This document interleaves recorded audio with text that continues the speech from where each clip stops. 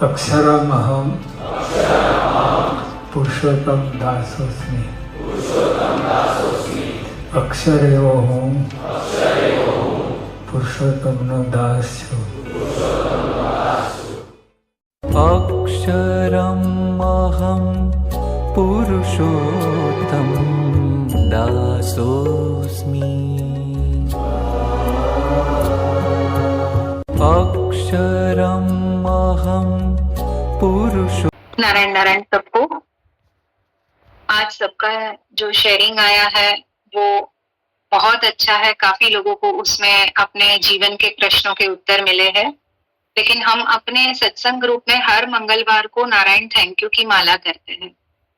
तो कुछ समय पहले हमारा जो नारायण थैंक यू का मैसेज हम माला करते हैं उसमें मैसेज था कि नारायण आपने जो भी सुख दिया उसके लिए धन्यवाद, नारायण आपने जो भी दुख दिया उसके लिए धन्यवाद। तो मुझे अपने सत्संग परिवार से एक व्यक्ति का मैसेज उस वक्त आया था कि ये थोड़ा हम चेंज करना चाहते हैं। तो हमने वो स्टेटमेंट चेंज किया था और फिर नारायण आपने जो कुछ भी दिया उसके लिए धन्यवाद। वापस कुछ समय चला गया और अभी 2 हफ्ते से प्राजक्ता जी शेयर कर रहे हैं नारायण थैंक यू।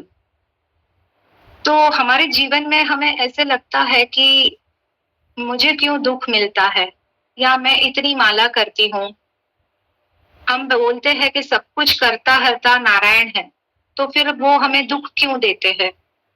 तो वो जो सेंटेंस पहला वाला था कि नारायण दुख दिया उसके लिए भी धन्यवाद, तो उसके पीछे बहुत गहरा अर्थ था। इसके लिए वो सेंटेंस वहां पर रखा था कि जब नारायण हमें सुख तो देते हैं जीवन में, लेकिन जब दुख देते हैं ना तो उसमें भी कहीं ना कहीं हमारा अंतर्मन में सुख हमें प्राप्त होता है। दुख में अगर आप गहराई से देखो, आपका जो भी जीवन में दुख भरा जो समय हुआ है उसमें आपको बहुत गहराई से देखोगे तो आपने मन से उस वक्त नारायण का नाम लिया है, और मन से जो नारायण का नाम लिया है उस क्षण जो आपको शांति मिली है, आपके जीवन की व्यथा के साथ एक शांति भी मिली है, और वो शांति के माध्यम से आप उस दुख से बाहर आ चुके हो। तो नकारात्मक भाव जो हमारे अंदर रहता है उसको निकालने के लिए भी नारायण हमें कभी कभी परिस्थितियां ऐसी सर्जित हमारे जीवन में हो जाती है जिसे हम मनुष्य भाव में दुख बोलते हैं। तो हमारे अंदर से नकारात्मक भाव, दोष या अहम को निकालने के लिए भी ऐसी परिस्थितियां नारायण सर्जित करते हैं हमारे कर्म के माध्यम से। तो हमारे कर्म है तो उसको किस प्रकार से हमें उसमें से बाहर निकाल के नारायण के प्रति और हम नजदीक लेके जा सकते हैं, वही नारायण का प्रयत्न रहता है।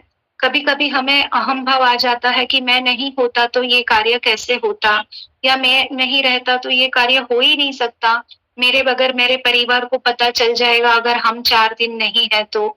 ऐसे बहुत सारे विचार वाणी के माध्यम से हमारे परिवार में वो हम करते रहते हैं। तो वो हमें उसमें से बाहर निकालने के लिए कभी कभी ऐसी परिस्थितियां हमारे अंदर जीवन में आती है।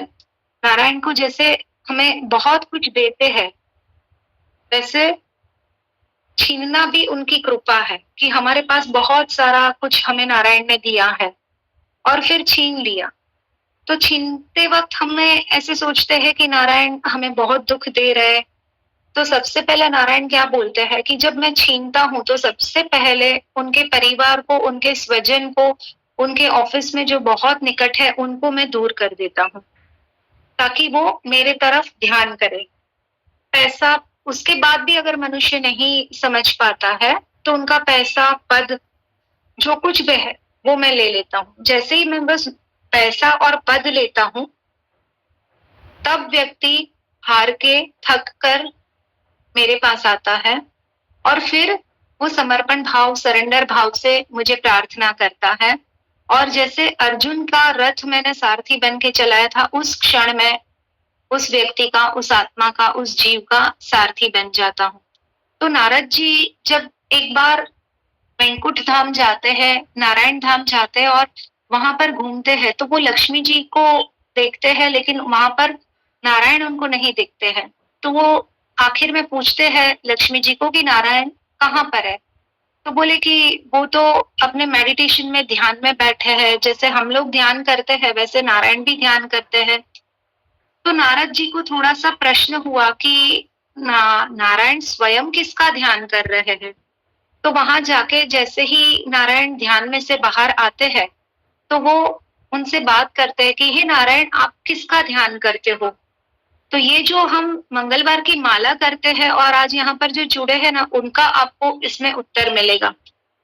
नारायण उनको बताते हैं कि मैं वैष्णव, मेरे भक्त जो है उनका मैं ध्यान करता हूँ, जो हिंदू धर्म का पालनहार है उनका मैं ध्यान करता हूँ। तो क्या भक्त आपसे श्रेष्ठ है नारायण जी? तो बोले हाँ, 100% मेरे से श्रेष्ठ है। तो नारद जी बोलते हैं कि नारायण, आप सिद्ध करके बताओ कि सबसे जीवन में ये जगत में बड़ा कौन है। नारायण नारद जी को पूछते हैं। तो नारद जी बताते हैं कि पृथ्वी सबसे बड़ी है। तो नारायण बताते हैं कि पृथ्वी कैसे बड़ी, वो तो शेषनाग के फना के ऊपर है।